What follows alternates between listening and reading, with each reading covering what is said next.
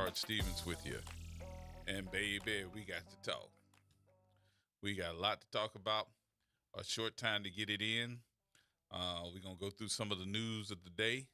And then we're going to get to the nitty gritty of the story that we've been warning you about and telling you about for the past couple of days. And try to get everything that you could possibly think of. You need to call somebody and let them know that we're on air live today. So the number 504-582-9422 for all of you that have questions, all of you that want to have conversation with our guests for the day that we'll get to in just a minute. We're going to introduce you to, and then we're going to get down to where we are from the beginning to the end.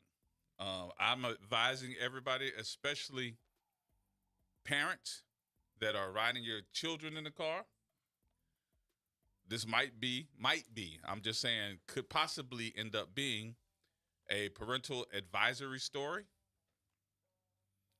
If you don't want your children to hear, because it may contain some graphic details as far as the story itself. So just be cognizant of this so you're not calling me later and saying, I can't believe you said that and my kids were in the car.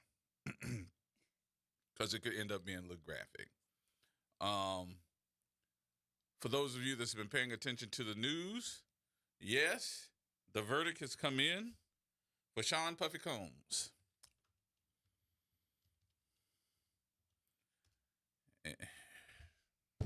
I don't know what to say about that. I don't know if y'all happy about that, not happy about it, and I just don't know. I just don't know. So I'm going to leave that up to you all. The number 504-582-9422. Told you. He's going to be going to hang out with Suge. He ain't going to Suge. He can ready to get out. He can ready to get out. You're on, by the way. You're on. Oh, that's why they had the picture? They can see you and all of your gestures. Wait, hold up. You have two cameras right now looking at you here. Is that why they had the picture of him on the floor, like in the fetal position? Probably praying. Yes, indeed. They did not get him with all 5 counts. They only got 2 counts, and the RICO and the worst of the charges. Dismiss. Trump put that call in. Oh, wow. Well, Yep. not surprised. So I just went to the point. I just said, more money, more problems. More money, more problems. And then you got to look at it and say, and this is what I'm going to bring up. So this is me asking this question to the audience. 504-582-9422 is the number. The audience should think about this. Do you think that Trump's going to step in and say, oh, let's give you a pardon? Because it sounds like the rest of the stuff that you may have done was not true. So the little charges that they got you on, I'm going to go ahead and pardon you for them, because they have photos circulating now of him and Trump together. So do you think that he's going to pardon them? Just think about all those different things. Those scenarios are going to come up. We're Puffy gonna might read the have some charges, too. pictures of Trump doing things that could be I can incriminating. barely hear you. Huh? I said Puffy may have pictures of Trump that could be incriminating. Bucket naked. Bucket naked, Bucket naked. knucking futs. And I'm just thinking about, is there video? Does he get his videos back? Boy, that's going to be the best sellers right there. Huh? I was under. That's going to be some best sellers right there. Bruh. They saying that his career as far as being a music mogul is over. No, it's not. Never. Mm-mm. I can do a song under under a whole nother name, a whole nother company. I can get my sons. I can get anybody I want to put that company together, and I can pay you to be the vice president, CEO, and name it something else that don't have nothing to do with him, don't have nothing to do with Puffy, and don't have his name on none of the paperwork. They're going to rename it Really Bad Boy. Real bad boy. Squirt, squirt. I can name it Squirt, squirt. Squirt, squirt. You terrible. See? I can't be with you nowhere. You're terrible. Yeah. You're terrible. Just Terrible. terrible. Terrible. Terrible. But I think that they're going to do. I think at 5 o'clock today, you're going to see a lot of folks, and that's at 4 o'clock our time anyway. So I'm getting ready to go and see. Look, they already been pardoned somebody. So the question is, do you think that they're going to pardon? If they can pardon the January 6th rioters, they can pardon Puffy. Huh? If they can pardon the January 6th rioters, Absolutely. they can pardon Puffy. Take that, take that. Can't nobody hold me down. Squirt, squirt. I'm terrible. His signature. I'm terrible. So, for all of our folks that are tuned in, that's just the latest stuff on what's happening around the world with Puffy getting, I think, the worst of the worst in him being let go. And now they're going through the bond hearing right now to see if he can get a bond so that they will release him. Yeah. He gonna get out today. Oh my God. He gonna get out today. Now, where does that leave the folks that testified against him? Oh, a lot of people is in trouble. A lot of folks. A lot of them in trouble. Mm-hmm. I don't know who his chemist is, but Yep. So he or she about to start whipping up something. I think that he gonna get out. We'll see. All right.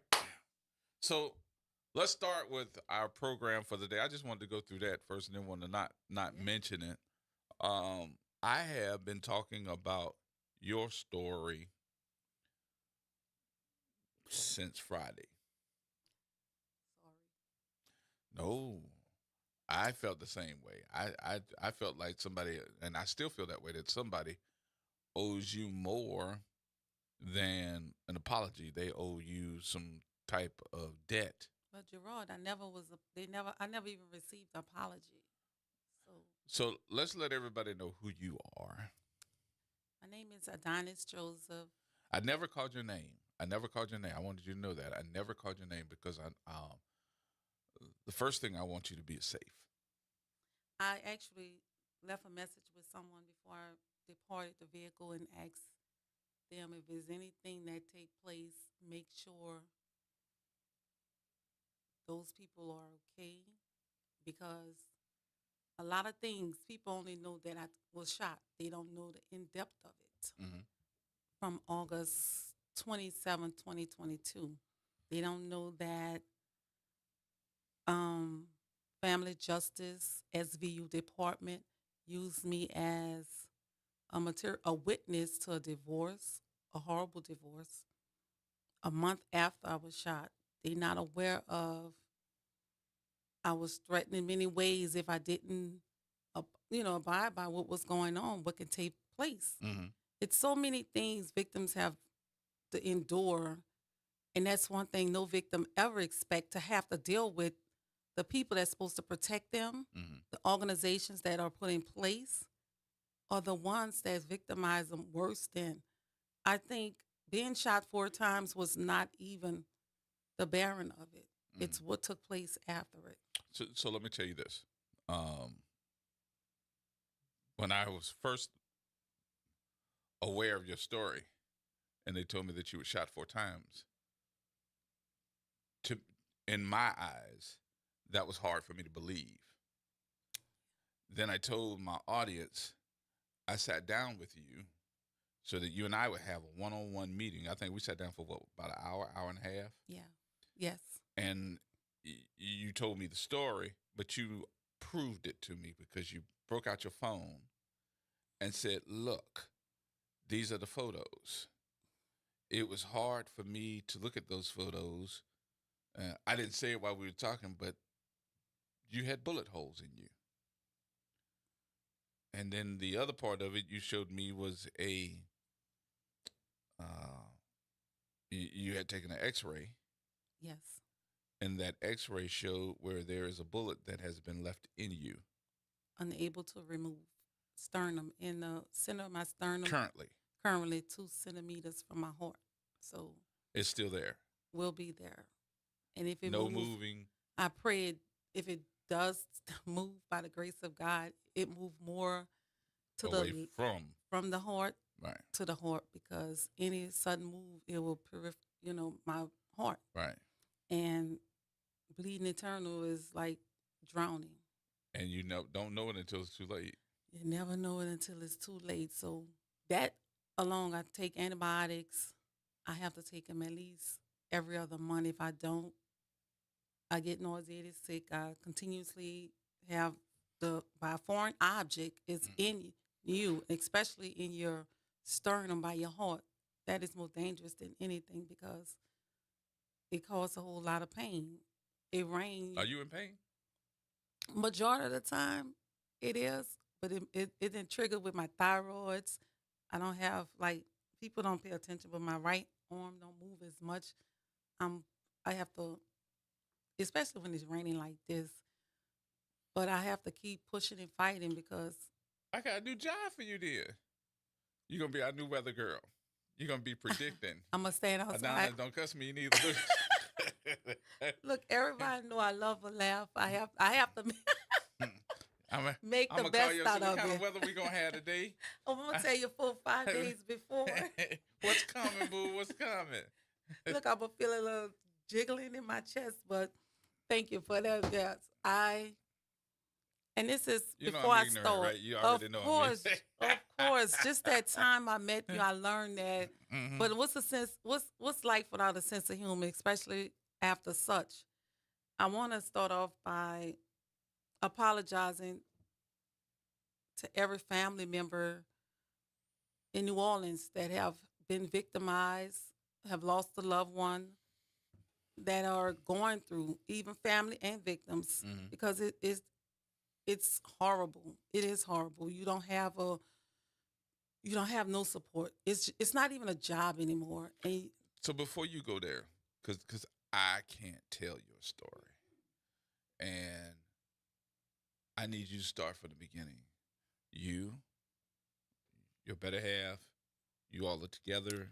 Oh yeah. How did it come to this? So start from the beginning, and then we'll get into that victimization. Yeah. Also, was actually asleep. Everyone know I go to sleep 8:30, 9 p.m. You got old people spirit? Yes, like a dog. And I wake up at 5:30, 5 a.m. in the morning? Love it every day.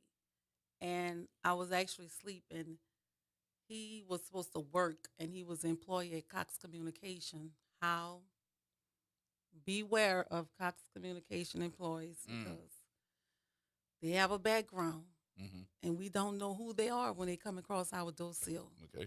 And they let them in your house. Oh, God. And don't know what bugs they're putting in or what they're doing. But I can tell you this much. They don't qualify for the job. And I'm thinking, as a 52-year-old man, work at Cox Communication, decent. But I'm 40. I was 43. Oh, he wasn't decent. He came inside, equilibrium off, fussing, disrespectful. And I got up. He was like, you could get out of my house. Okay, get up. Start packing up. So this is the person that has put you, yes. y'all have a relationship. We was in a relationship, Dylan David Pack. And you're in apparently his house. Yes. It's his house. Yes. But you're there. Yes. You all are living together. Yes. Yes. In the east. Around Skyview. And one morning, one night. Okay. Come in 11:30. I'm cold blue at this point. I'm not. You out. I'm totally out. 8:30. You out. So just imagine the time. That's 2 hours later, and he come in there and blah, blah, blah, and I'm like, what is going on? What's going on? Right. So when he stated, "Get out," I jump up, start getting things together because. I was raised, you don't have to tell me twice. And as I'm proceeding, he calls his mom on the phone. What is this coming from? At that point, you don't know. I was so unaware, but I found out he have a history after what happened to me. He has a history of domestic violence that I was unaware of because the system has chose to hide this man. See, they want drug dealers. But abusers, rapists, they don't want them. They use them as witnesses against drug dealers. So there's a possibility, I'm going to say allegedly because I don't know, and we need to make sure that everybody is protected in this. I think outing Yeah. of who Facts. persons are, even though that they're facts. We need to make sure that we're protecting you and protecting us. Mm-hmm. Because we don't know. We're listening to the story, Yeah. but you're saying that there's a possibility that he has been used as a Witness. to Crimes of has nothing to do with him, but as he a snitch. Yes, as an informant, subject, snitch, etc. And they are using them type of people to convict drug dealers. And quite naturally, if you're guilty from selling drugs, and I'm just going to take that charge. I don't know, I'm just going to plead guilty and go about my business. Right. And that informant, he goes to, and he have been to jail. They go to jail, and they go to jail and they talk and they hold conversations and buddy with you, and you done told this person everything that's going on, and they didn't call their handler. They're trying to get out. Oh, they want to get out. I have some information for you. And he uses it. And he was the kind that always like, well, what's going on? I said, oh, I really don't be knowing nothing because it ain't none of my business. But I was unaware that he would get this, Get that information. Right. Several of his coworkers. So what would make him then, for the woman that you're supposedly caring for, to come in and just go off, get out? Because he heard a conversation on the phone earlier that day. With you? With me, ear hustling. And I actually spoke about, I say, oh my God, it was heartbreaking. I say, this trying to sink my son who saved somebody's life. I say this, oh my God, he's a rat. And, this, that, and the third. And he thought I was talking about him. Oh, you talking about somebody else? Yeah, it's so many of them out here. Oh my God, There's so many of them out here. Gerard, you wouldn't believe. They get caught for stealing toothpaste. They gonna give up somebody who probably did a murder just so they wouldn't go to jail and get a summons. Or not go to jail to get a summons, but this is what they're doing. And they're doing it, and it's horrible. But he did this not thinking that I was talking to, not knowing I was not even talking about him. So lo and behold, he actually, it bothered him that I didn't discuss this with him. So when you don't discuss this with him and you're saying, okay, let me get my stuff, I'm getting out. No. I was asleep. The day hadn't passed. This is early that day. And he goes, I had just found out like a week, 2 weeks ago, that he was a closet drinker. Oh, he didn't let you know that he was alcoholic. No, indeed, Jesus. And to find out that this was a closet drinker, I actually went in the room. It's a man cave. Right. And it's your man cave. I'm that woman. I'm going to understand that what it is, but handle everything as a man.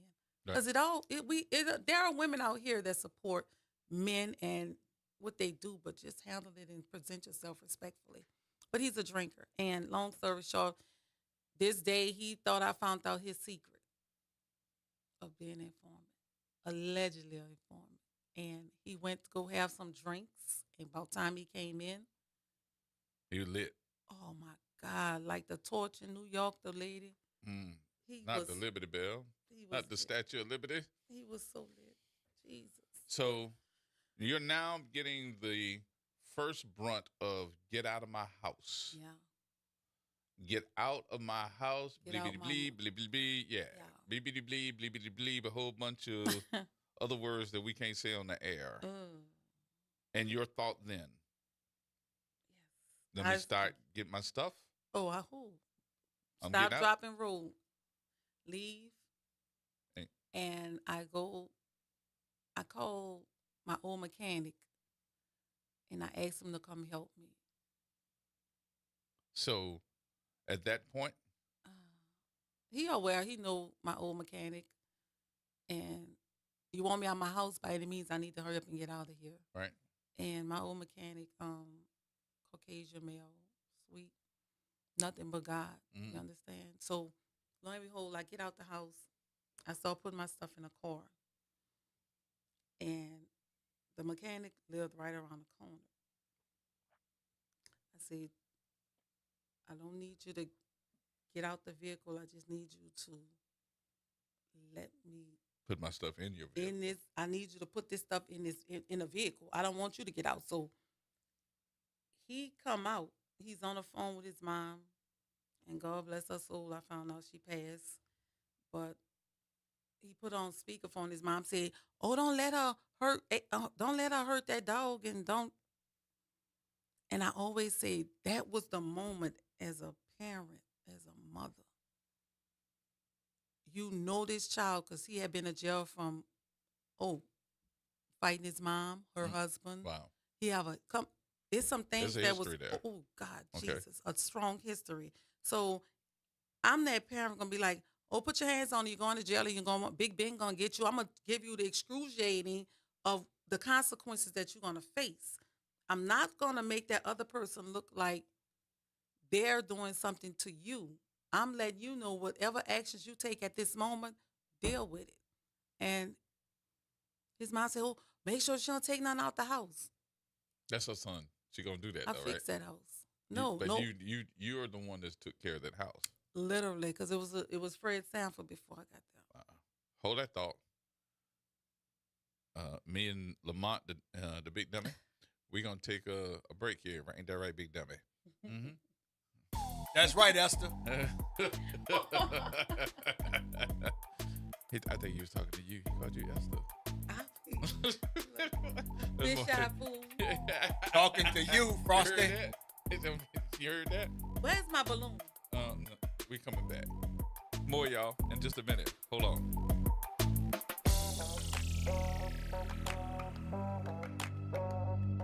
New Orleans never sleeps, and neither does WBOK. Now, every voice, every moment, and every show is in your pocket. Search WBOK Media wherever you get podcasts. Download, share, rate us 5 stars. Because when you support us, you amplify Black voices and the New Orleans culture. Hi, this is Arnie Filko. Let's elevate every Tuesday through Thursday from 6 to 7 o'clock p.m. as we discuss the community, the country, and the world, from politics to current events to sports. We look forward to your input and continuing the quality programming on your community station, WBOK. Join Carrie and I every Tuesday through Thursday, 6 to 7 o'clock p.m. on Elevated Conversations, the Arnie and Carrie Show. See you soon. Get ready, New Orleans. Join us for the inaugural Blessed 26 Golf Classic, July 5th at Joe Bartholomew Golf Course, 6514 Congress Drive. It's a 4-man scramble format with a 9 a.m. shotgun start. Enjoy great food, music, and a chance to win a brand new car. Register now at blessed26.ticketspice.com. Save the date, Saturday, July 5th for the Blessed 26 Golf Classic at Joe Bartholomew Golf Course. For more information, please call 504-284-9985. See ya on the green. Hey, New Orleans, look for important changes to your natural gas service. This summer, Delta Utilities takes over for Entergy Gas with a Louisiana-born, Louisiana-based approach to safe, clean, reliable natural gas. No interruptions or rate changes due to the transition, just dependable service and modernized technology to keep you running smoothly. Get to know us at deltautilities.com and stay tuned for more later this summer. Delta Utilities, focused on natural gas, committed to New Orleans. New Schools for New Orleans is committed to finding and keeping great teachers for our students. If you or someone you know is interested in becoming a teacher for the 24-25 school year, visit our website to learn more and apply. www.neworleansteacherjobboard.org. Making a difference in the community. WBOK 1230 AM. Here we go!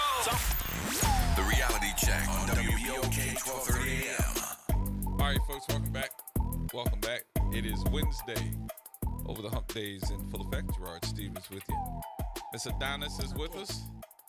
Let's go to the phone lines here because folks are calling in. Miss Elmore. Miss Elmore? He must hung up for us. He can call back. 504-582-9422 is our number. Adonis, you were telling us, too, that after this incident with your then better half, you noticed that there was something going on. Everybody got skeletons in their closet. Ain't nobody, got a halo. But you're noticing that his rage is now being put towards you because he's assuming something. I knew he had paperwork, basically. Let's Mhm. use that. So he had ordered me to get out. I leave. As I asked a mechanic he driving. I asked him to drive, and I'm looking in my peripheral vision, and I see he have a gun. A female he was dating got for him due to a fight he had with his nephew broke his jaw and his friend mm, because he fought the niece. mhm. Finding that out, it was like, God, we have skeletons in our closet, but Jesus, this man had a morgue in his closet, Lord. So So there were no telltale signs for you? So nothing that made you go August before then? the 29th, we had a storm. We're in Mississippi. And something he did, but he say when he moves his hand or something, it slipped and it hit me. But Dang, how you looked at it. I didn't look at it like that before I knew it. He hit you. Yeah. And he already got the news. I mean, I guess asking people around about me and this, that, and the third. And All right, so let's get to this part. I fight. You fight?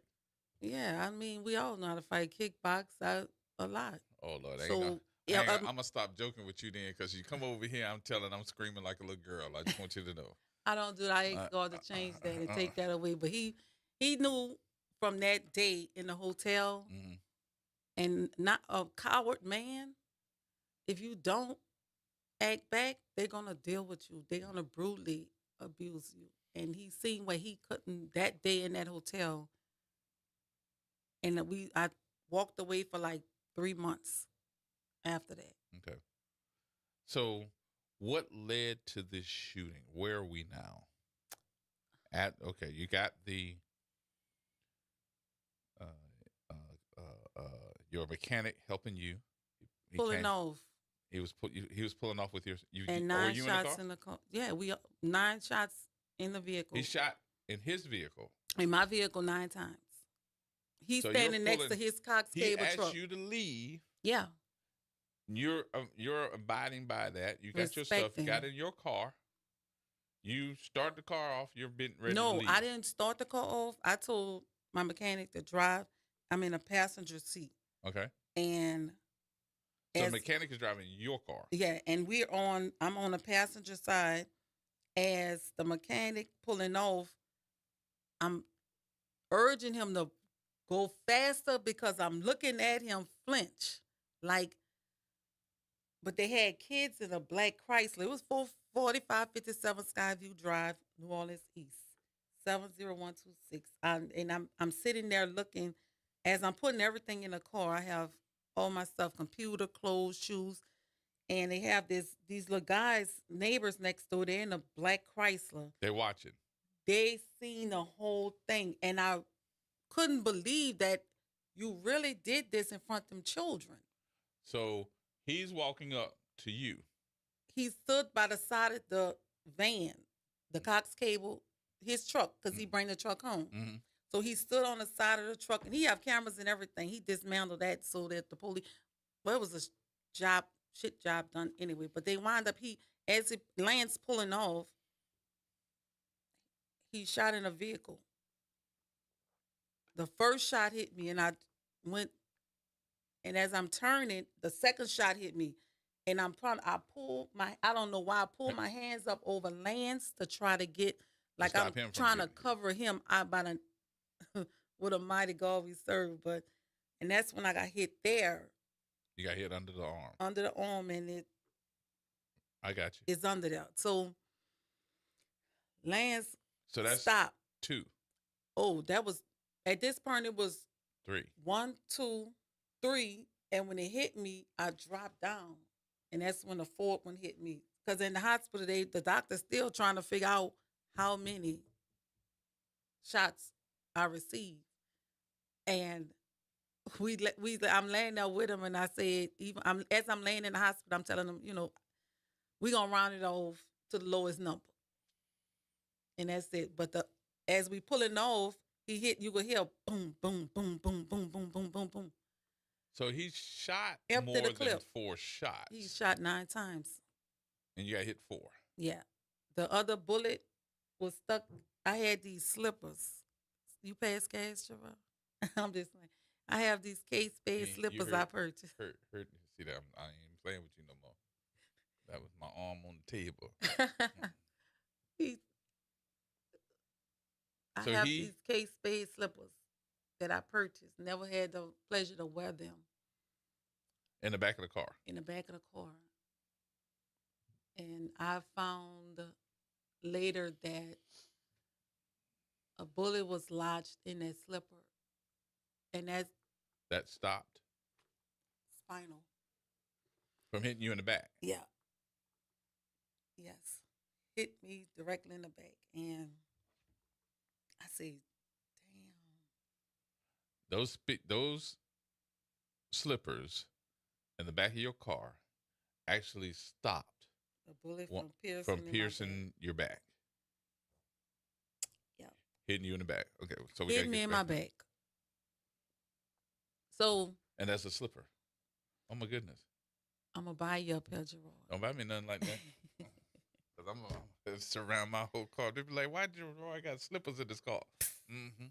In New Orleans, you need them. That's sad to say, but so yeah. At that point, I let Lance know. Lance didn't know I was hit at all. So what did you tell Lance? I said, "Take me to the hospital." I said, Lance, keep driving. I've been shot. And Lance, look, you just went through my children's father being killed. So this really. That's why I said I had to really talk to you prior to this, because every time I look at your face when you start talking about this, you start reliving it, and that's PTSD. Well, you get it when. And I knew you were going to do that. I knew you were going to do that on me too. Quick. You got a tissue? But Lance clicked out. I'm like, drive, Lance, come on.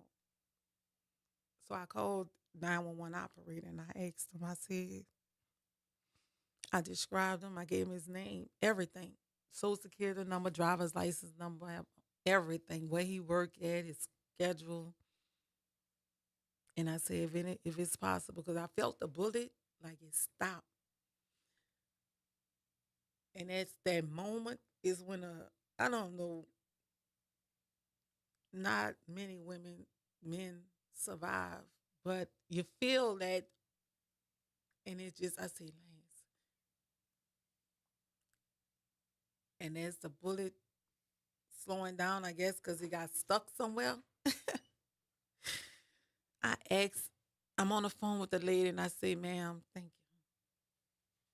I say, ma'am, if someone could be out, if we make it and could someone be out with a gurney? We getting on the interstate now from Diamond Road. And this is, you're talking to the 911 operator. Jesus, they need more training. Yes, they ask you all these questions, and it has nothing to do with the tea in China here.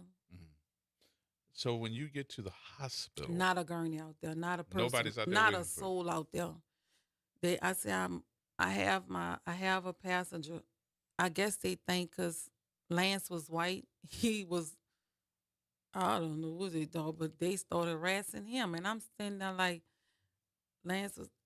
He trying to help you, and he going through scrutiny. Oh, Jesus. They harassed Lance so bad, they didn't even let him come to the back and see me.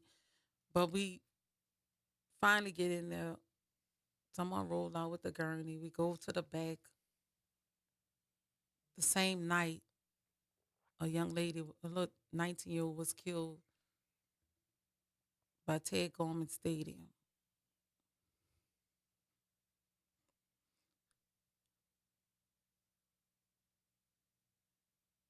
Take your I time. know her mother, but I asked, oh, that's that moment you ask God, like,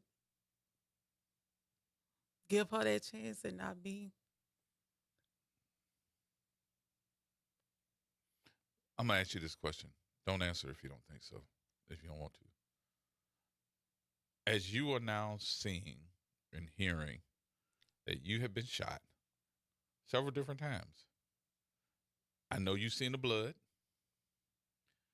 I know you wondering, Lord, what's going to happen here? Did you think you were going to die? Honestly, there that moment when I felt that bullet and it stopped. I really never even got this in depth with this conversation. But you really do need this conversation. You know I that, do. right? Yeah, because Okay. when you don't get the proper help, treatment, this was And let me ask you this question too to go this the along with it. outcome. Have you? Because I'm about to jump in your butt. No. You didn't. Have you had any counseling? Oh no, I was blackballed by because I didn't do. We gonna We'll get on to that, we're but I gonna was get onto that blackballed. part, but no so my counseling. trust was zero. Okay. Since Yeah. that time, as of today, no. Yeah. I have a doctor that he tell me he not my therapist. Because I'm going to, after we do this conversation, I'm not done with you, right? I need you to understand that. I need you to trust me on this part, Adonis. I'm not finished with you, okay? All you got to do is shake your head. You ain't even got to say yeah. You ain't got to look at me no more. Yeah. I just need you to know I'm not done with you because I've already done some things already, but I'll tell you about that later. But listen, this is the part of the conversation that you're trying to now heal. The doctors are doing what they need to do. They're trying to get the bullets out of you. They then took MRIs. They found that one is too close to your heart. They're not going to mess with this. Yeah. Now you're going through the healing process. Where is he? Did they arrest him? Oh, he went to work. What? He went to work. He he clocked in his hours, got for 2 weeks. For 2 weeks after the shooting? Oh yeah, they No ifs, ands, buts, communication. informant. They have that. He's an informant. In the Monopoly game, they have that get out of jail free card.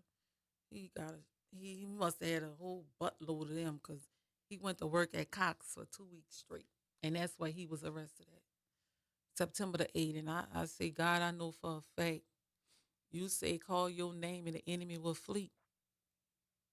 They were willing. How you can't find a person? And you know where he at.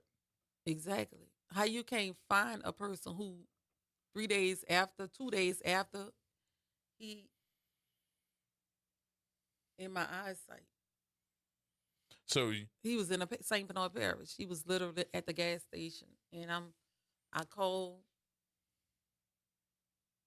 and I'm like, the detective, she's overnight. So my question is, okay, if a detective is overnight, where is the afternoon, the evening, those morning person, detectives? right. Yeah, where's the shift change at?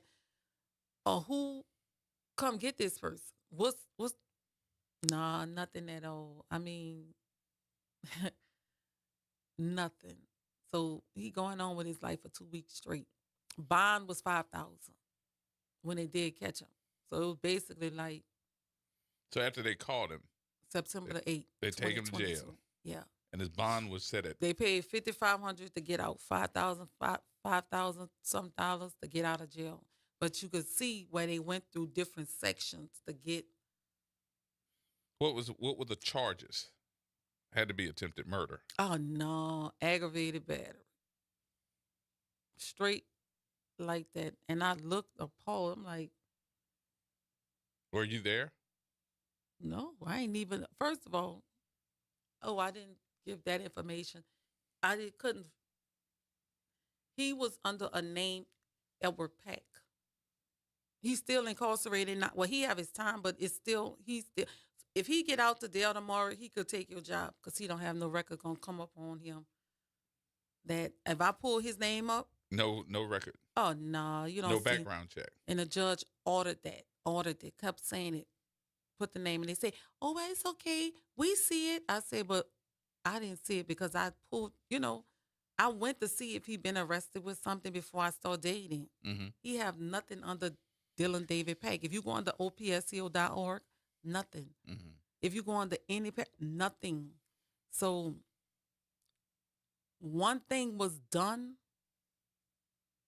I could say, in family justice detective that was printing that paper up for me to see that he had massive arrests. Over and over and over and over again. Even for rape. It's just it's disgusting. And you had no indicators. Oh, he's None. my secret judge. Good Lord. All this has happened to you. And I'm putting you back into a healing state now. You're trying to get everything together back in your life. You're now having to catch back up because you're out, you're down. You don't have the ability to go to work. Income may not be coming in because you're healing. Nothing. Who's supposed to help you then? Is that the victims unit? You laugh. If that's what we're supposed to call it. Now, where did this happen at? This happened in New Orleans Parish? Oh, this happened 4557 Skyview, New Orleans, Louisiana. Yes. And August the 27th, 2022, September the 8th, he was arrested, 2022. He got out September the 21st, 2022.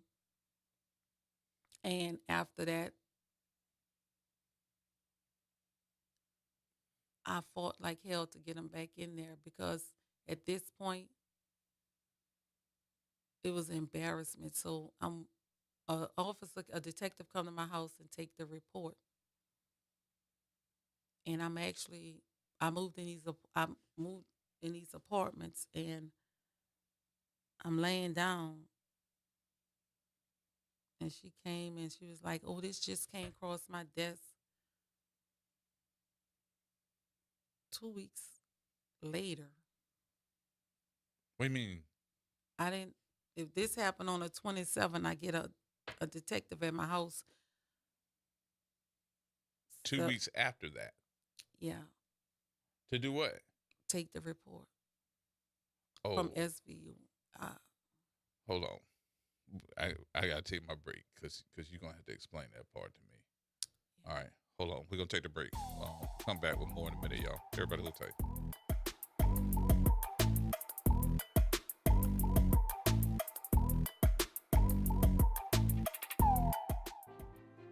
The National World War II Museum. Located in the Warehouse District of New Orleans, the National World War II Museum tells the story of America's experience in the war that changed the world, why it was fought, how it was won, and what it means today.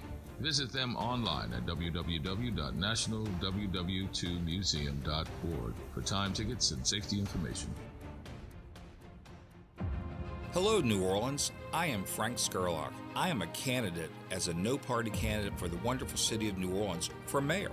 That's right. I'm a new kid in town. I'm not a politician. I'm simply business, and I want no nonsense. We've seen the problems. We've heard the promises. Nothing ever gets done. So go to frankscurlock4mayor.com. This is paid for by the Committee to Elect Frank Scurlock.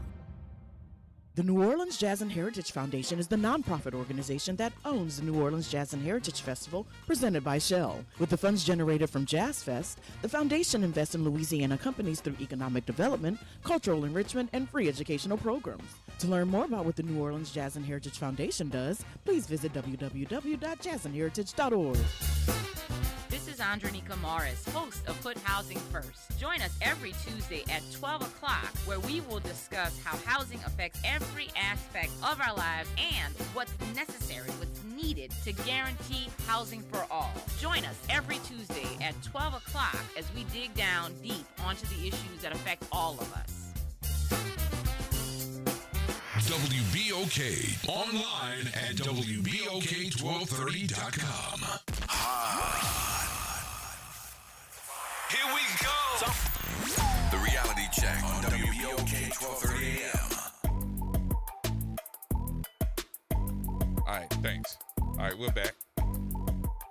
504-582-9422 is our number. Our guest, Ms. Adonis, who is here to talk about these issues, which, Adonis, I got to tell you this, and I hope this makes you not only feel what I'm talking about, but understand what I think our audience is seeing and hearing from you. And that is not that you're a victim. They're hearing that part as you're talking about it, but you should see the number of folks that are sitting here just telling me that she is a brave soldier. Brave. Very brave. So let's go back to this part. You're now seeing that this unit is coming to you. NOP? Is that NOPD? Yeah, it is. It's NOPD. They're coming to you 2 weeks later. Afterwards. I'm actually laying I never was able to put my bed up. So, you know how you do it. Mattress and box spring on the floor. There you go. And comfortable very much. And the detective come and, she talked. And I'm speaking about what happened. And she said, I'm listening to your story. And it come to me as I'm a victim of domestic violence. Wait a minute. You said that? No, the detective that came to my house. And I'm like, huh? I'm sorry to hear that. I'm very sorry to hear that. And the detective is having a conversation about her to you? Yes, she stated that she's a victim of domestic violence. And I said, oh, I'm sorry to hear that, ma'am. But he need to get off the streets. Because at this point, vengeance is Lord. God, thus say the Lord. That's how I'm looking. So she take the intake and she was like, she discussed about certain things on certain level. And I thank her for taking the time out to come speak with me. And I asked about what we're looking at to have him arrested.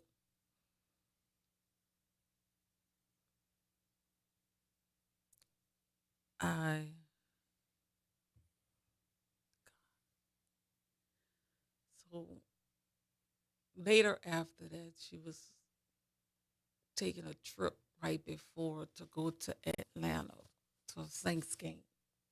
And a game, and I get a call.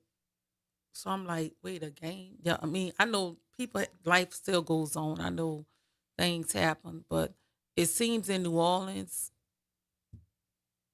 when one is not another that assigned this new era, this new thing, if you leave, it's nobody else. Right. You don't have nobody to replace, to fill in. To fill in for it. Back in the days, I guess it did. Everybody had each other back. It was the blue blood. But it's different now, I guess. I don't know, but who would ever thought they'd have to deal with it? So I'm leaving to go to a Saints game, and I get back with you when I get back. Yeah, and I get a call, so I'm bringing some equipment back to Cox because I really don't know.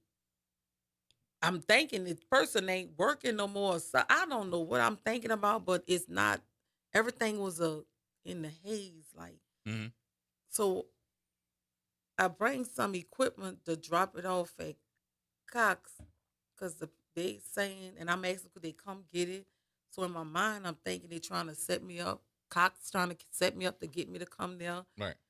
And I'm like, so nobody, well, you're going to keep getting billed and this, that, and the third. And I say, oh, my God, I can't pay the bills.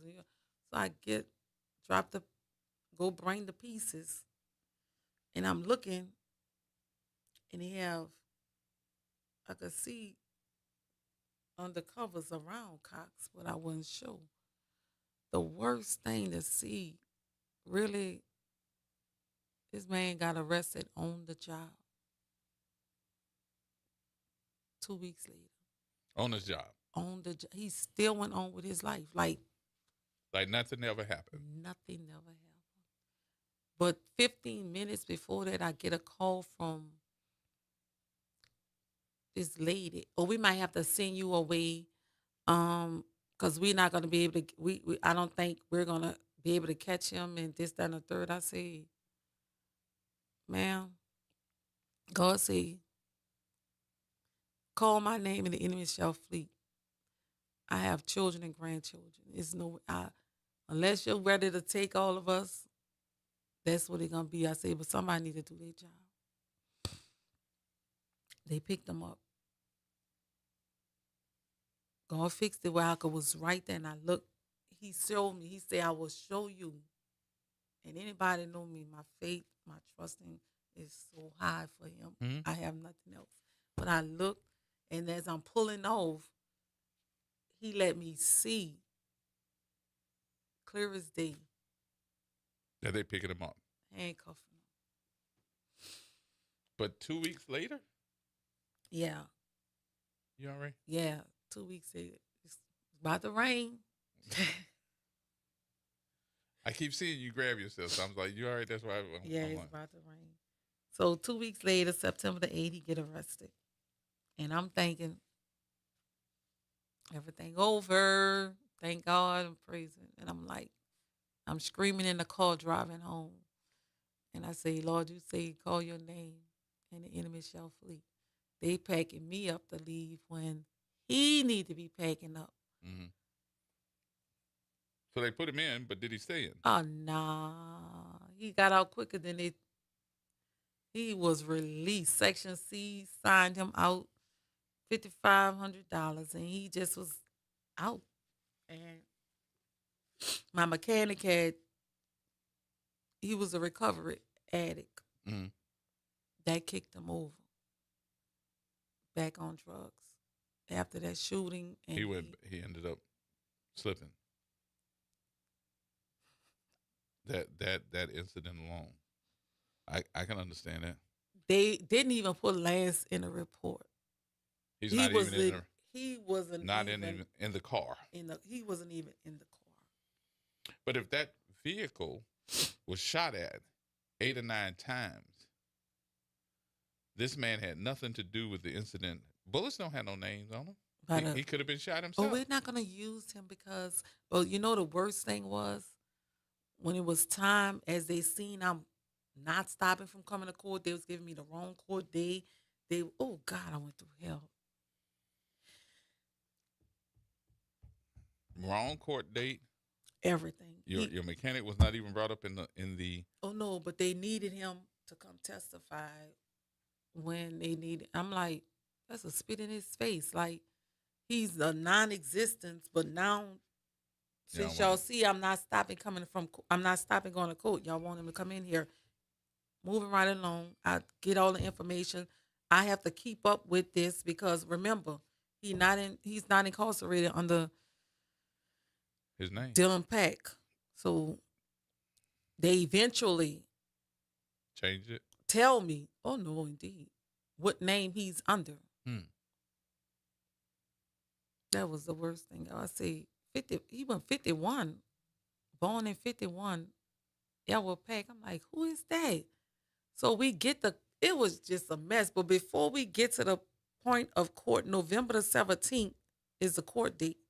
A man just shot in 9 times and hit you 4 times, walk in a courthouse with his attorney and a bail bondsman. That was like only in New Orleans. He came prepared. How did he get the chance to call the bail bondsman. He walked in there with his and the attorney. And a bail bondsman. And they picked him up from his job. They picked him up from his job. Somebody let him make some telephone calls, or somebody made some telephone calls? No, he was released.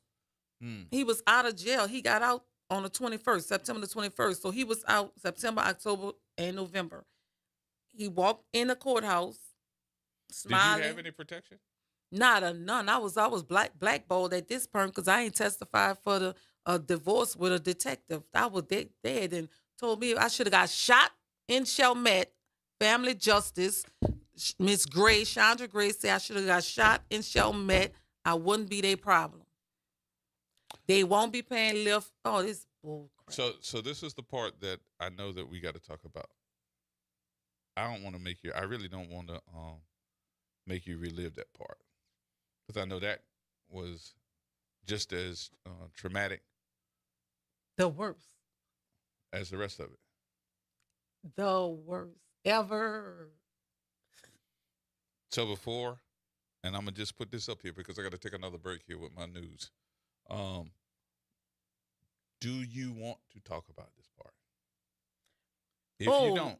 I'd rather talk about it because they have so many. You know how many women was killed after this that went through.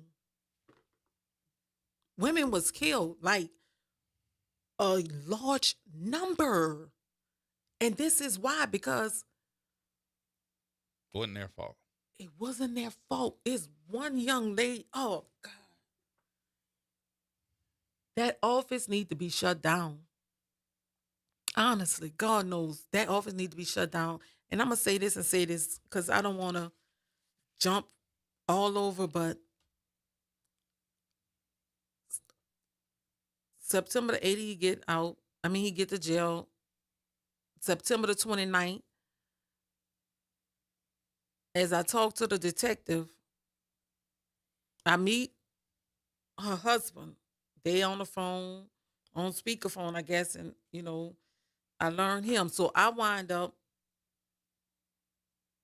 When you say you're learning him, you're talking about the detective's husband. I'm on the phone, and it is on. Why are you listening, or what? Not why you're listening, but why are you in a conversation with the detective and her husband? I don't know. It's the women empowerment that we live in today that I learned that it's exposures of competitive nature, that this is something that they do. I can't explain how, but I wind up literally on speakerphone with the detective and her husband, right? Yes. All right. We're gonna come back. More news is next, and we'll come back with more in just a minute, y'all. Everybody hold tight.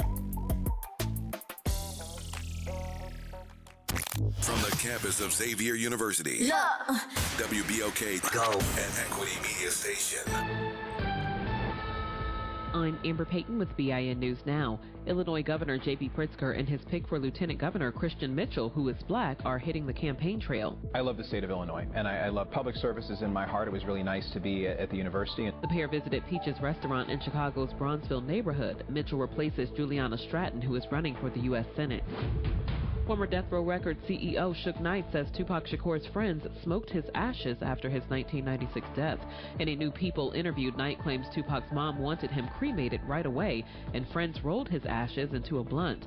Knight says he did not join in because he was on probation. And a black former General Mills employee is suing the company, claiming he was fired for objecting to its Black History Month flyers.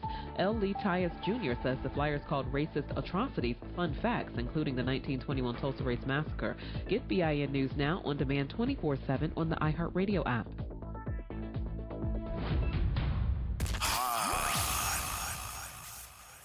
Here we go. The reality check on WBOK 1230 AM. All right, folks, welcome back. A few minutes now after 5 o'clock on your drive home. Please drive with care as we have this conversation. We've been talking about it now for at least the last week.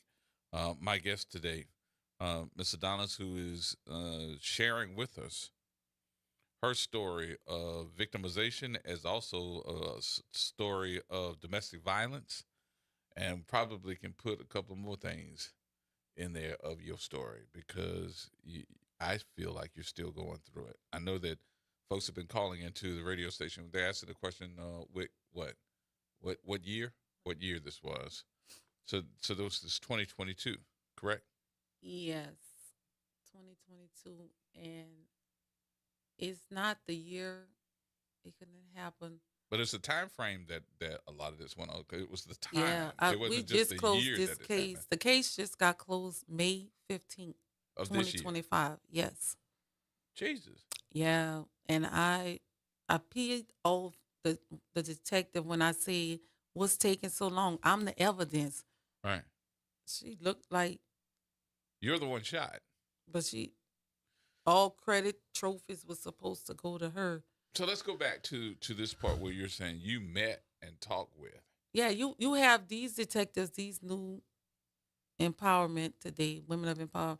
They want to be in a race with men, and it don't be the time, especially when another life, when other people is at risk, lives in jeopardy. And I talked to I could have talked to the man on the moon, as long as we get something done. That's it. But why are you having a conversation I with wind the up. detective and her husband? Is her husband helping with the case? No, that's what they doing. As in that department, every call is on speakerphone. Every call, when a victim call, you're on speaker. You don't have no confidentiality. It's violating every law. So were they helping you though? What happened with them helping you if you're a victim? No. You're under the victim's. Well, actually, we could go back to being a victim of acknowledging the fact that you are a victim. No, she was a victim in my time. So let's go back to that. Okay. That person was a victim, and that it's a premeditation stage. I'm sorry. It was premeditation where I was supposed to be used for a divorce. So here I'm trying to stay alive and not get dead from the man who shot me. And here now, her lieutenant, all this crap going on with her husband or whatever. I don't know what took place, but they get me to go to PIB against her husband and say he was on the phone with me. And I'm looking like, what? So Wait a minute. Repeat that. I don't even want to ask you. Wait a minute. How does that go together? You a victim against him? the husband of the detective. Yeah. You were being used to be a witness in their divorce a month after getting shot. The lieutenant drive me to PIB to give that statement. And I'm like, man, I'm just don't know what's going on. Where is the man who shot me, baby? We gonna get to that. You obsessing over that man. That man ain't worrying about you. I said, oh.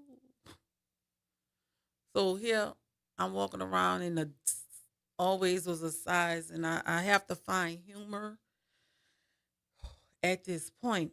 I'm walking with a size like a A, B. I was a natural B cup. At this point, I'm a D because I'm swole. Everything.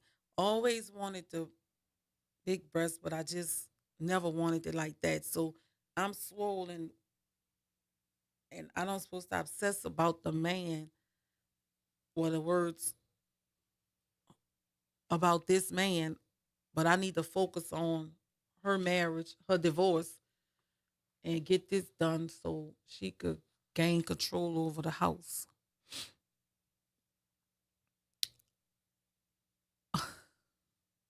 So we get.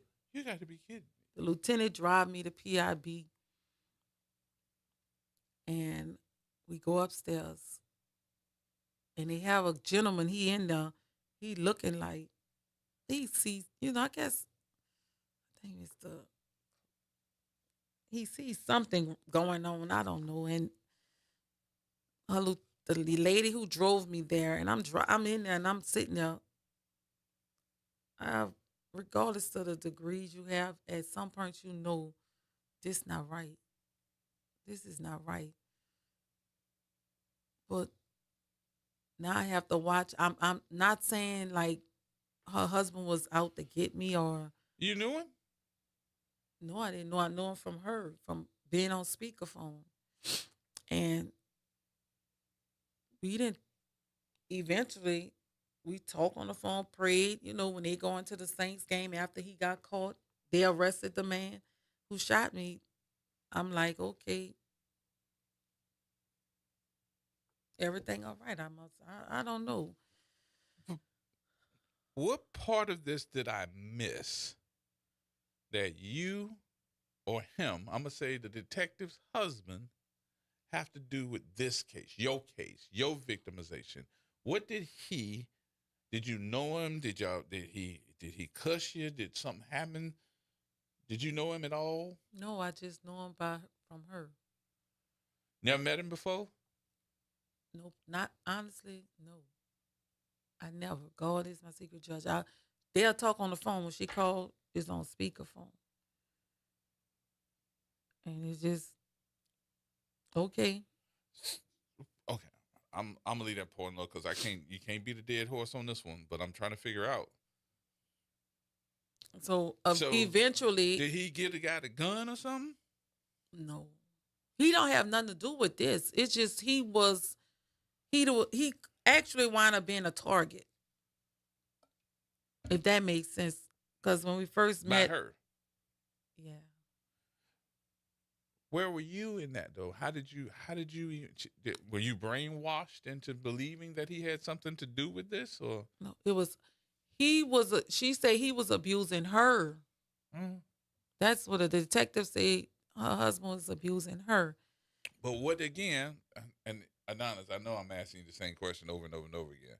But how did that relate to your issue? Because I needed to go to PIB and say.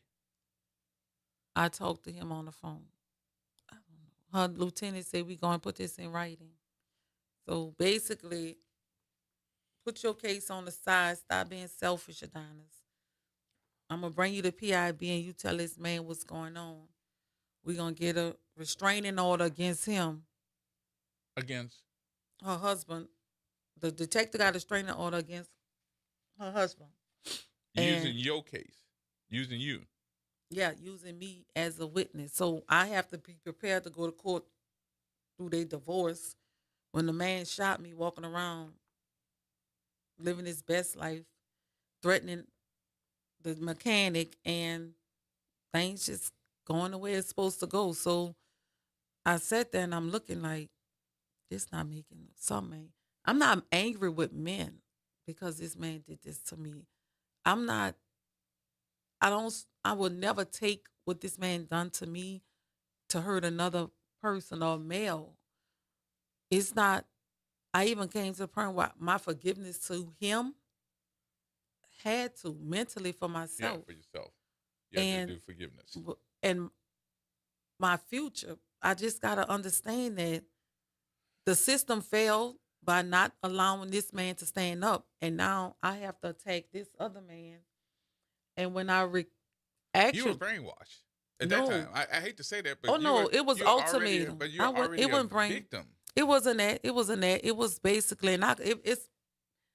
Let me put it like this. Basically, if you wanted to be helped, yeah, you had an ultimatum. Like, stop worrying about that. Yeah. That dude, and do this, and then we'll get back to your case. Do that make sense? Like that. So, the lieutenant, they asked me what time I could come down there. And I said, I don't know. Well, we sending, they sent, did it? A cocaine got me or a lift? But I know something happened because they wind up, whichever way is, I get down there, they bring me to PIB on Porges. The man who took it looking at me like something ain't right. And I'm just looking, I say, yeah, it probably was a little mental brainwash thing. You brainwashed. Because I don't want to put no words in your mouth because this is going to end up probably being a lot bigger than what we're doing right now. I just want to tell you that because you're being monitored, right? I'm just letting you know right now. They listening. Whoever they are listening. So I just want you to know that at some point in time, somebody's going to call you up and tell you that they need you, or you're going to get subpoenaed or something of that sort. Because that's just the type of show that I have. I just want you to be prepared for that. But I'll do everything that I can to make sure that you're safe. Okay, so don't worry about that part right now. But I'm trying to tell you that what you got basically was somebody that said, and I'm not trying to put these words in your mouth, but what I'm getting out of this, basically, I need somebody is saying to you that if you wanted help, you had to do this to get the help. And if you didn't do it, then you're on your own. Right or wrong? 1 + 1 = 2. Yes. You focus on your incident when I'm trying to get a house. You focus on being shot 4 times. You're saying that in another person. Yeah, basically, Adonis, you're focused on your selfish self because you got shot 4 times, and I'm trying to get a house because I'm not moving back in no apartment. I'm living in one though, on a mattress and a box spring. I had furniture, but I just never had. I was hurting, but. So the gentleman that was taking the information, he said to you, "This don't seem right. Something ain't right here." But a lieutenant kept going in there. Oh, because and she was shooting the woo-doo-woo. Yeah, talking to him, and the man, I think Mr. Clayton, he just looked like you got used. He stood there, like you see on detective shows. Right. They just look back. He's sitting back going, like. At that point, what did you say? I mean, when he said something ain't right, just go in that microphone for me. I say, sir, just yes, I called. The phone rung. The husband answered. Oh, why would he answer the phone? And that's the lieutenant won't know why he answered the phone. Why not? He been talking on the phone, but on speakerphone, it wasn't nothing out the norm. Mm-hmm. But it was what they call that? It was something they could use against him because she's a victim. But I'm going to take all the rest of the stuff away from it. How I get to that point. And not aware that my degrees in criminal justice and psychology, but you need more than that to live through everything that went on. So a month later, I'm sitting there and I say, Lord, what I done? If a month later, I say, what have I done? I'm meeting, this detective got 5 other men. And the husband is, oh my God. Am I wrong in assuming that the husband got arrested? Oh, he got arrested. This man had nothing to do with this case. Nothing. Whatsoever. But he got arrested. Yeah, they say that he violated something with something. He got arrested quicker than the man shot me. He lost his job or whatever the case, then the man shot me. So they were moving adequately faster than the man that shot me. So I looked, I said, this is a joke. So I emailed and asked that the statement I gave be redacted. I said, this man, it wasn't even that serious. It shouldn't have been done. I said, I don't know what's going on. Oh my God, why did I do that? So you took back the statement every single that thing was made. And then how were you treated? Oh. I had to wait downstairs. Many victims in New Orleans know you sit downstairs for over 3 hours, you might as well go home. They called me right before all this happened. Well, no, yeah, right before or afterwards. The big wallets came through Family Justice. And they called me. They paid for a lift for me to get there. and they set a chair by the elevator. So the elevator So the folks that donate the money. could see me sitting there like a wounded cat. And I'm not knowing until after they all get on the elevator, but they looking. And then Miss Gray calls me to her office after they leave and says, we're not going to be paying for no lift for you to get back and forth on no lift because that is not in our budget. I say, y'all call me here. I was at home. Well, I'm just saying because this not going to work. This not going to work. So you need to blase this, blase that. I said, oh, no problem. As long as I don't get shot as I'm leaving, right? So she said, if this would have happened in Chalmette, you wouldn't be our problem. What? Ms. Chandra Gray, the short, light-skinned woman. I think she the director. She said, if you got shot in Chalmette, you wouldn't be our problem. So after, I didn't took all this back, so now they peed off. But they don't have no paperwork because remember, I never got past the detective unit, SVU. I didn't get nothing. I didn't get talk. I didn't have treatment, nothing. Now, whatever the protocol is, it failed tremendously. It failed. So I get, they had to get some paperwork on me.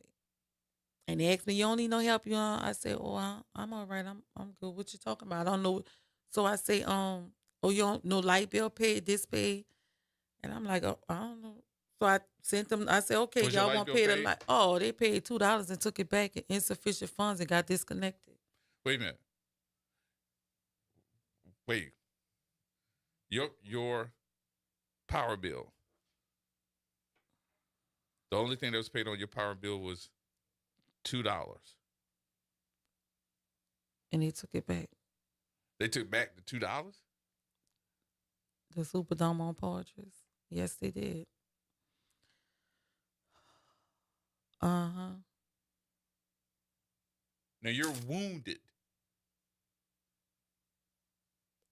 Yeah. Yeah. You gotta take another break. Take another break. I'm like in disbelief.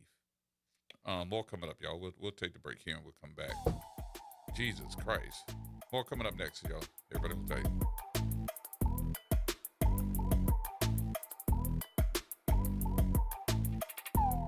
This is the Bloomberg Black Business Beat. Tyler Perry is one of the most commercially successful black filmmakers, and he's used his wealth and influence in the industry to turn Atlanta into a major media hub. You know, it's really becoming a Hollywood West, and Tyler Perry is a large part of that and certainly the largest personification of that. That's Bloomberg Atlanta Bureau Chief Brett Pulley, who knows as well as anyone how much of an impact Perry has had on the city. And it's not just Perry's own productions. A lot of film and television is produced here. Practically all of the Marvel stuff from Disney is done here. And a host of programs, television programs and films. All spearheaded in part by Tyler Perry, whose studios employ around 5,000 people and sits in a historically black neighborhood. What's next? Tyler Perry plans to grow that big studio in Atlanta into a full-scale entertainment complex. I'm Bloomberg's Justin Milliner on the Black Business Beat. Now more than ever, Lowe's knows you don't just want a low price, you want the lowest price. And with our lowest price guarantee, you can count on us for competitive prices on all your home improvement projects. If you find a qualifying lower price somewhere else on the same item, we'll match it. Lowe's, we help, you save. Price match applies to same item, current price at qualifying retailers. Exclusions and terms apply. Learn how we'll match price at lowes.com/lowest price guarantee. Staples presents That Was Easy. So, I was taking my side hustle full-time. Bold move, my friend.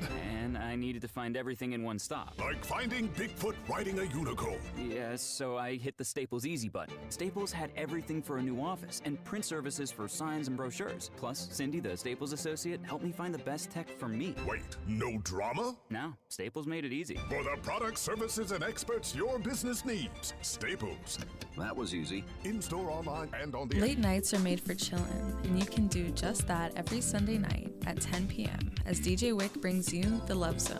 It's the perfect way to top off your weekend with your favorite old and new school ballads. So sit back, relax, and let DJ Wick take you to the Love Zone on WBOK and on the World Wide Web at WBOK1230.com. The New Orleans Jazz and Heritage Foundation is the nonprofit organization that owns the New Orleans Jazz and Heritage Festival presented by Shell. With the funds generated from Jazz Fest, the foundation invests in Louisiana communities through economic development, cultural enrichment, and free educational programs. To learn more about the New Orleans Jazz and Heritage Foundation, please visit us at www.jazzandheritage.org. Hello, I'm Gary Clark. Please tune in to Dr. Clark 101, The Living Classroom, which is broadcasted weekly every Wednesday at 12:30 p.m. on WBOK 12:30 a.m. on your dial. And as always, it's been a pleasure. Making a difference in the community. WBOK 12:30 a.m. Here we go. The Reality Check on WBOK 12:30 a.m.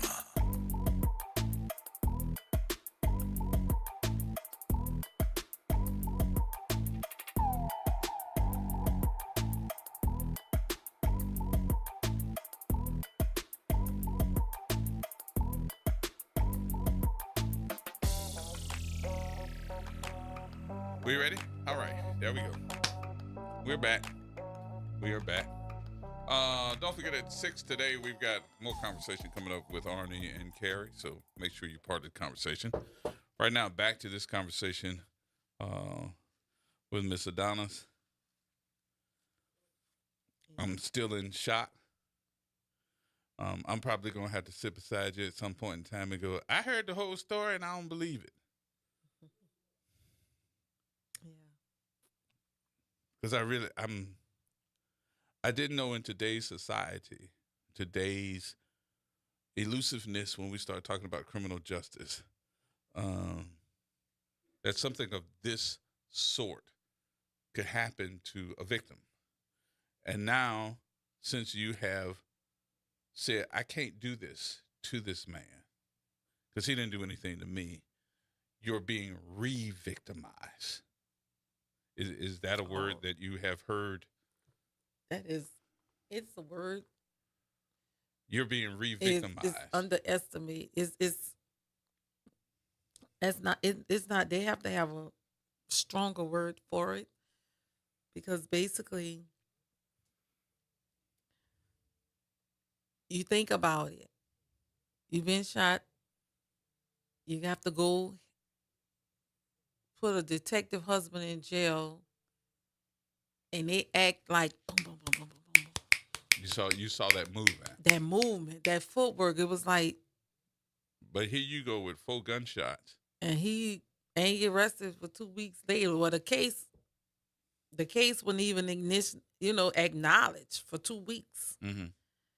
But this man, whomever, because I seen pictures. She sent me pictures of him and stuff, But I'm like, damn. All right, I'm happy. I still believe in that wholesome family. Mm-hmm. It's possible a good marriage. I'm regardless of bullets rattling through me, I still believe in love. And a certain, some point in life, God confirmed it. But to know that this man, I got to go through this. So I recanted, and I basically, that's when it turned into a shit show. So they took the lift from me. Excuse my word, please. We understand. The minimum I could use right now. The lift. That's just to pick you up, to bring you to whatever meet with them. Appointments. Basically, they get funding. Organizations, let's get this understood, get funding. Yes. But for the victims, they couldn't pay for a lift for me, but they paid for $10,000 for the detective, Mary Kay. The founder of that made sure they paid 10 racks for the attorney for her divorce. They paid this for this. They paid, and the money is being poorly used, and the victims is being dealt with accordingly. The caseloads just getting caught up, like paperwork. I can imagine that because, hey, mine didn't get touched for 2 weeks. Needless to say, you have the lift was taken. And I think I got about 5, 6 rides, and it was basically going there. They paid $2 on my light bill after and took that away.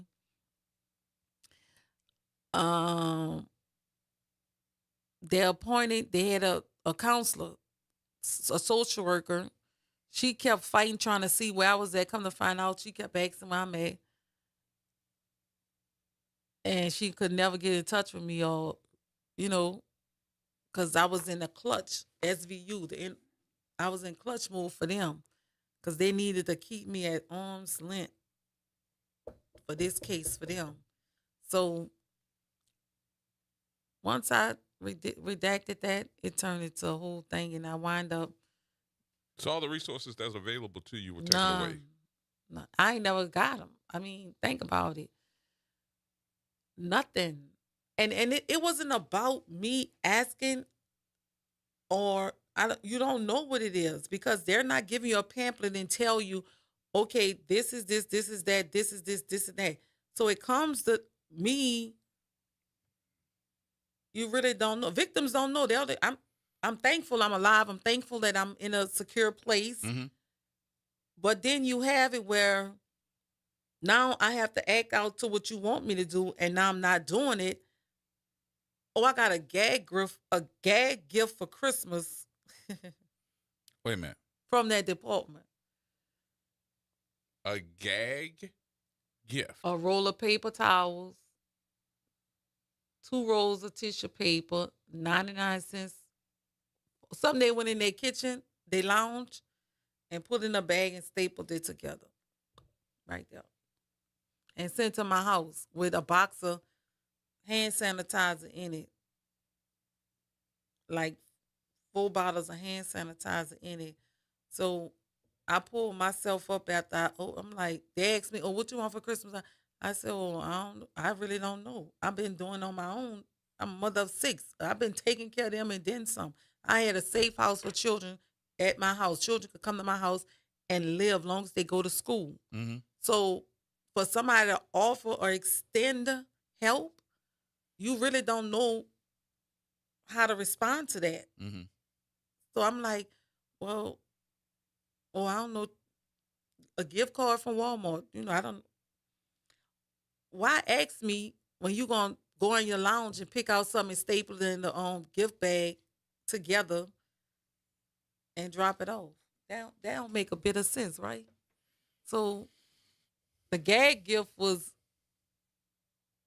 and I learned it was a gag gift because I never knew what a gag gift was when I described it. And somebody said, girl, who gagged you?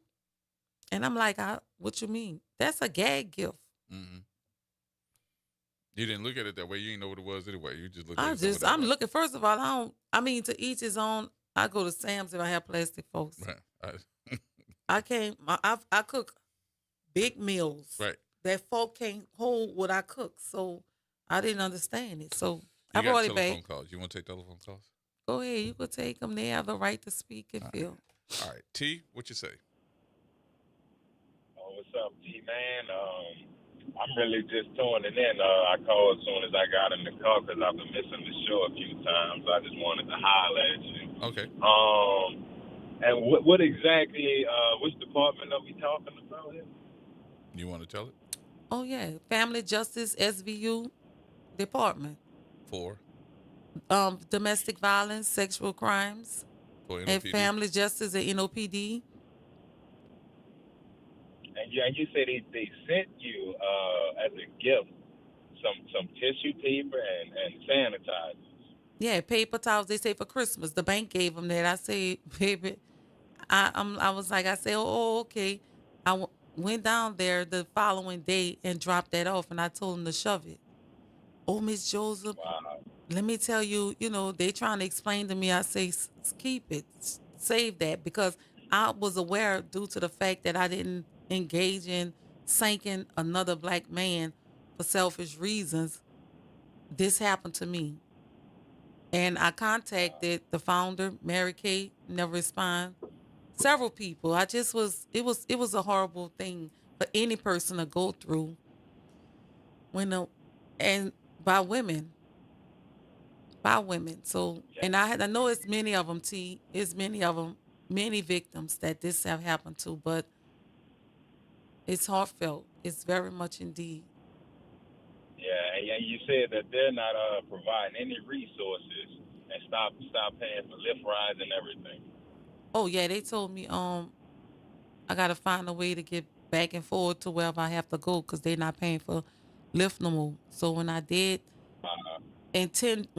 go down there to speak with at least the social worker, they explained to me that the young lady said, Miss Adonis, I'm so sorry.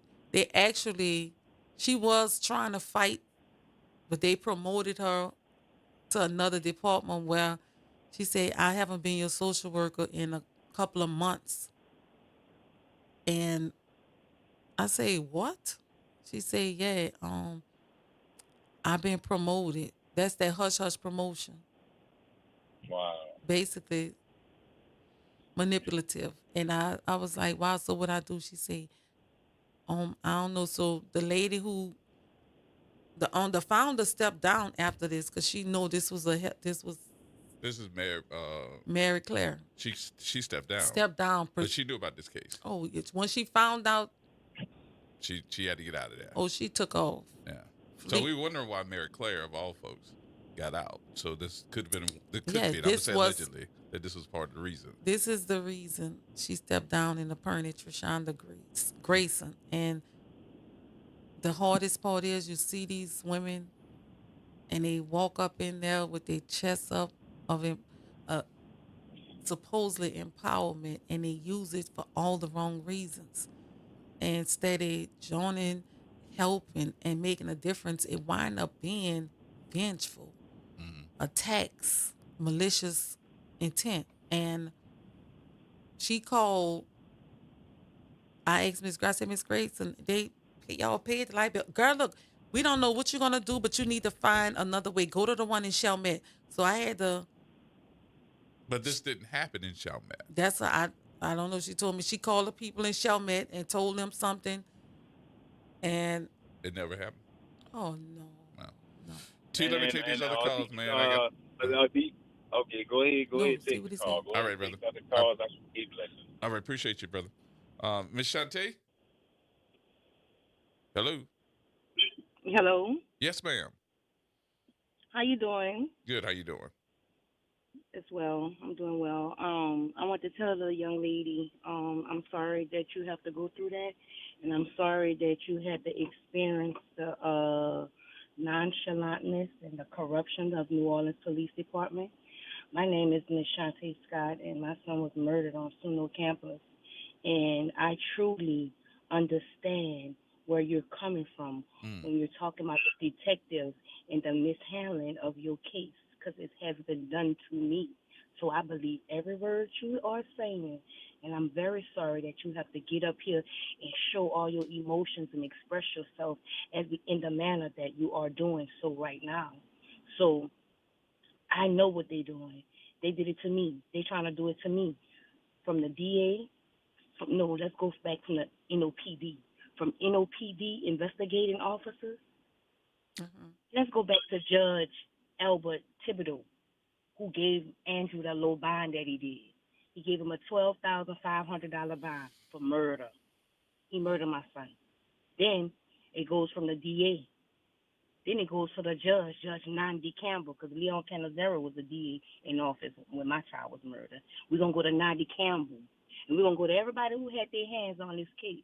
All those detectives, all those different police officers and stuff, they didn't do the correct thing. They didn't do the proper thing in handling my son's case.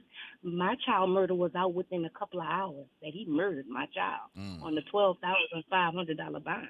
It's no way. It's no way. Wow. Then they put out a picture of my son saying he robbed somebody January the 30th, 2020. And my son was murdered November the 24th, 2019. Now, they put Jake's picture all up over the news. Wait. Yes. He murdered somebody, but he was already, I'm sorry, deceased? Mm-hmm. My son was already deceased, but he had armed robbery somebody. They say he was in an armed robbery. He robbed somebody on Lakeshore Drive, and my son was already deceased.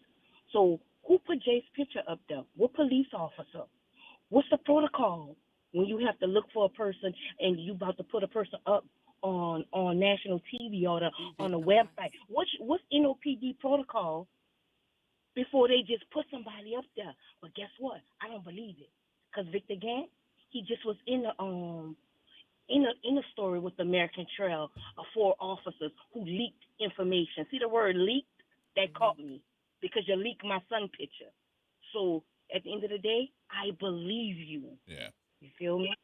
Oh, we're sorry that you had to go through I'm the so same thing. sorry, ma'am. I do apologize for all that. But I could tell you this much. What you do is this.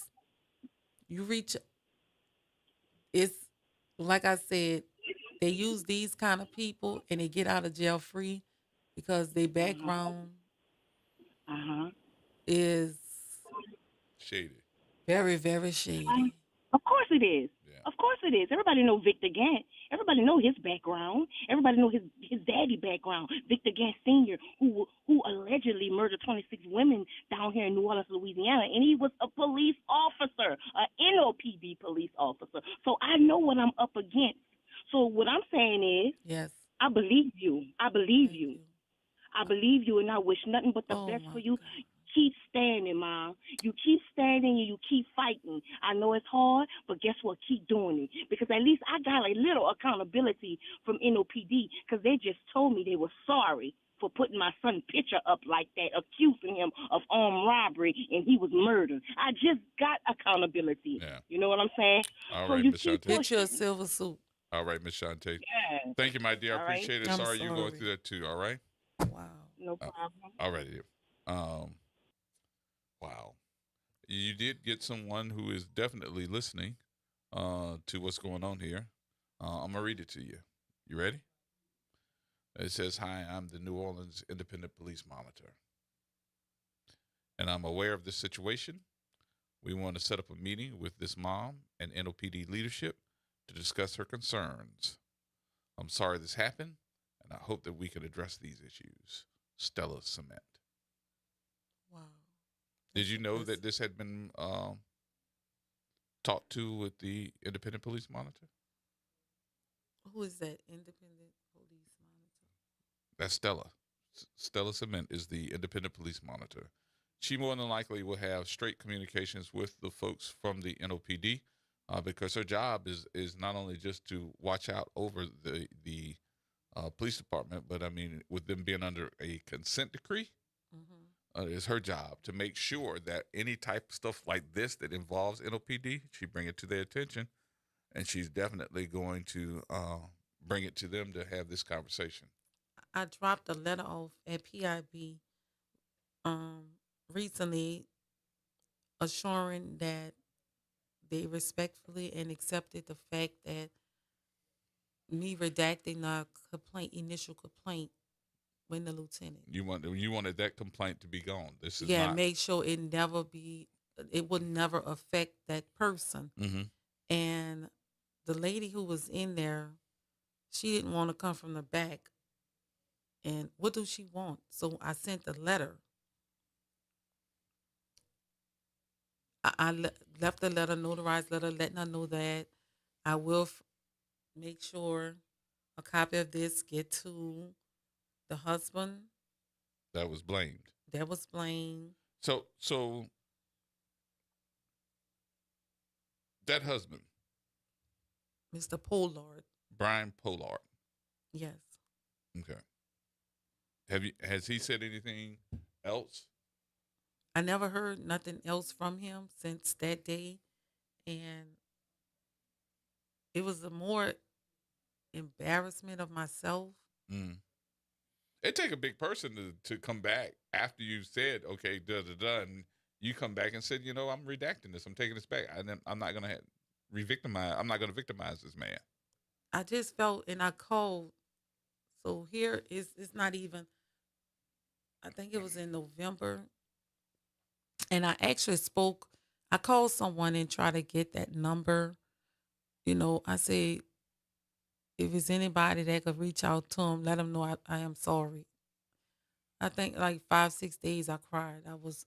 And people know Adonis ain't. I stand on what I do because I know it's right. Anybody in police leadership, have they reached out for you? No, they don't, that's what I'm saying. Nobody. Everything was shut down, shut out, and blocked. And I will say, Are these detectives still in this office?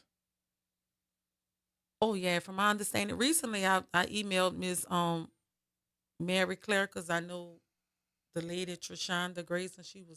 I learned she was fired during the day after the 9/11 bombing.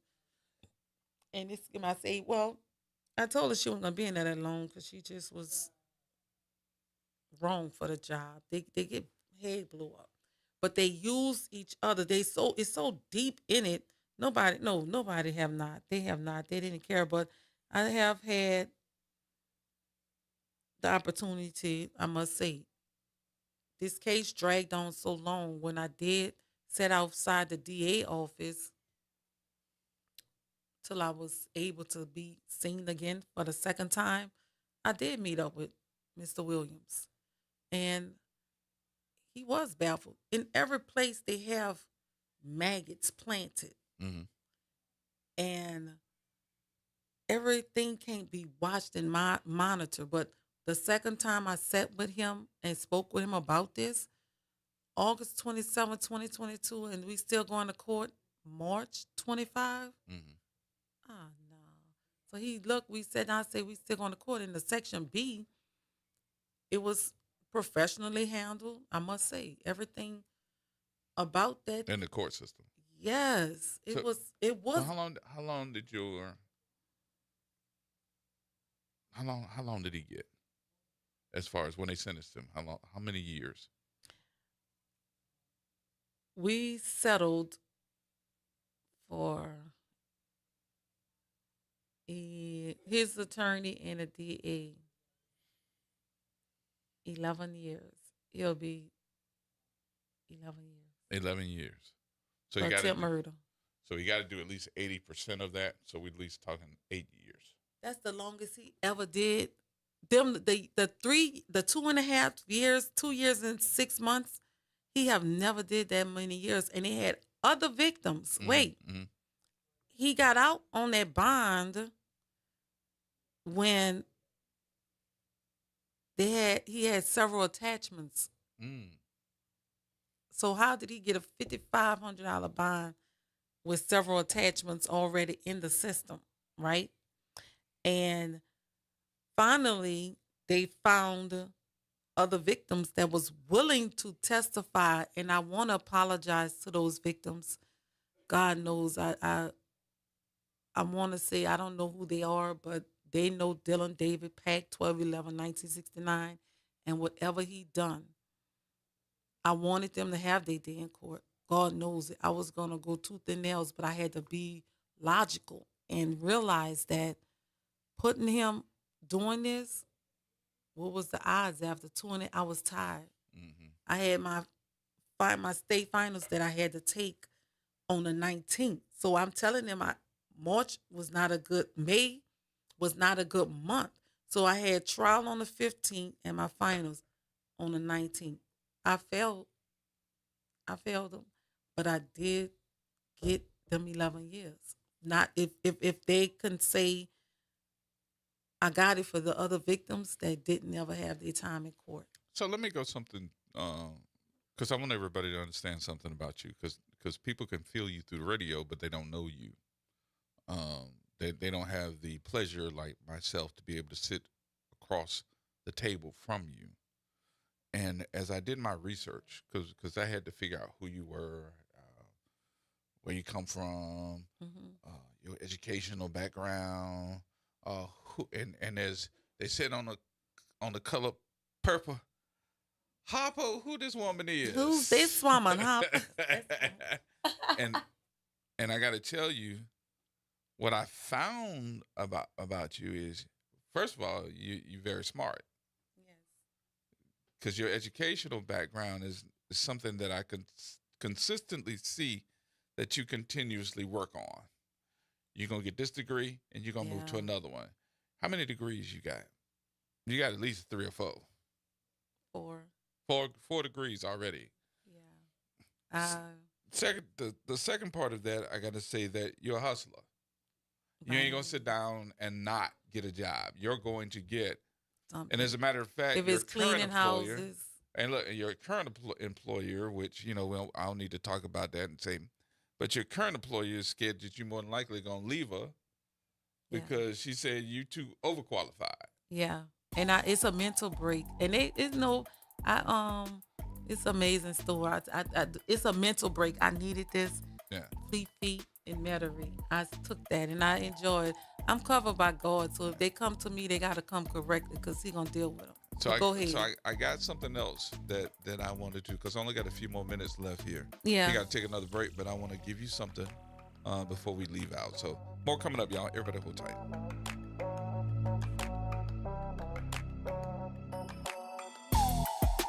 AURN News. A new immigration detention facility in the Florida Everglades dubbed Alligator Alcatraz is drawing national attention and backlash. Built in just 8 days at the remote Dade Collier airstrip, the site can house up to 3,000 migrants with plans to expand to 5,000. The facility is surrounded by swampland and wildlife and is intended to deter escape and illegal immigration. The $450 million a year project was constructed under Florida Governor Ron DeSantis' emergency powers. President Trump toured the site Tuesday, calling it a model for other states as he seeks to expand national detention capacity. Immigrant rights groups call the site inhumane and dangerous, especially during Florida's hurricane season. Environmentalists and members of the Muskogee tribe also oppose the facility, citing damage to sacred land and wetlands. Florida is planning to build a second facility with 2,000 beds near Jackson. For these stories and more, go to AURN.com or follow me across social media at Ebony McMorris. Welcome to Chemical of the Month by the community scientists at Rise St. James. This month, we spotlight phthalates, chemicals added to plastics, especially PVC, to make them more flexible and durable. But there's more. Research shows phthalates may disrupt hormones, affect reproductive health, and contribute to environmental pollution impacting our communities. Join us as we explore how these additives shape our everyday lives and the world around us. For more details, visit risestjames.org. Empower your knowledge with Rise. Saints of God, it's time for us to tell you the truth. It's time for you to start your 21-day challenge. Don't take another day. Do it right now. Call 504-701-4711. That's the Whole Water Stove, Pastor David Impartian Sr., the host of Change Your Water, Change Your Mind. This is the water that's designed to change your body, the way you think, the way you act, and the way you look. Why don't you start your 21-day challenge today? For $35, you can start it right now. Call me so we can set up your appointment. 504-701-4711. That's 504-701-4711. Change your water, change your mind. At New Orleans East Hospital, we believe healthcare should come with heart. Located at 5620 Reed Boulevard, we proudly serve the New Orleans community with compassion, courtesy, and a commitment to excellence. From healing to education, we want to be your trusted healthcare partner that's close to home. New Orleans East Hospital, delivering a culture of healthy care. Have you ever imagined yourself on the sidelines of the big game, representing athletes in negotiations, working in sports medicine? We're calling all high school students interested in a future career in sports. The Starting Block, a program created by the family of my dear friend, the late chef Leah Chase, and by yours truly, Arnie Filko, is accepting applications now for our third cohort, which begins this fall. Participants in this prestigious program learn from the experts in sports administration, marketing, broadcast journalism, and more. Run in partnership with Tulane Center for Sport, the Starting Block incorporates real-life experiences shadowing local sports teams alongside classroom instruction led by the best in the field. If you're a rising freshman, sophomore, or junior across the metro New Orleans area interested in a future career in sports, please visit thestartingblocknola.com. Thestartingblocknola.com now to learn more and to apply for our 18-month free program. WBOK. Listen now on WBOK1230.com. Here we go. The reality check on WBOK 1230 AM. All right, folks, welcome back. final few minutes here before we get out on this Wednesday afternoon. Our guest for the past 2 hours is Miss Adonis, a victim of domestic violence and re-victimized at the same time. I'm still in disbelief, but I do have to look at this case and just say, I know the baddest part to me, of course, is the physical violence, but,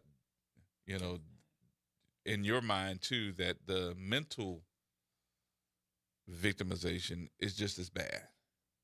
So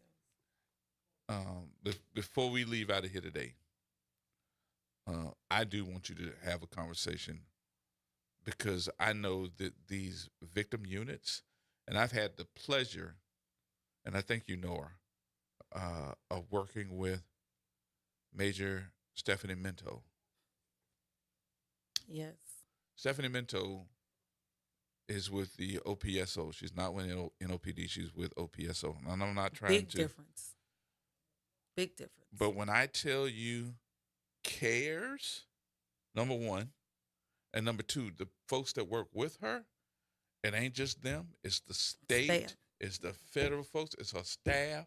It's all of them that's coming Big to difference. run to your rescue. Big difference. I recall, and make this quickly, when the inmates escaped and Ms. Mentos had her glasses on and they made fun. Yes. She's from Jamaica, Yes. somewhere out there, and that's her style. But they missed her heart. Yeah. They missed her passion. Yep. And if they only see, and that's where we naive and ignorant. We want to look at the face and look and think that that does not matter. That lady is so professional and charismatic and passionate about victims. Yep. Words can never describe. She was there. I actually was supposed to be a guest speaker for Family Justice. I got blackballed, and yeah, Mental is the bomb. It's a total difference from OPSCO detectives from that area, and they try to clean it up. I'm not mad with none of those detectives at Family Justice. I'm just disappointed that you have a room full of black women. And I don't do the race thing because I lived in a neighborhood majority Caucasian. I work with Caucasians. I love them. I teach everybody that we all are equal.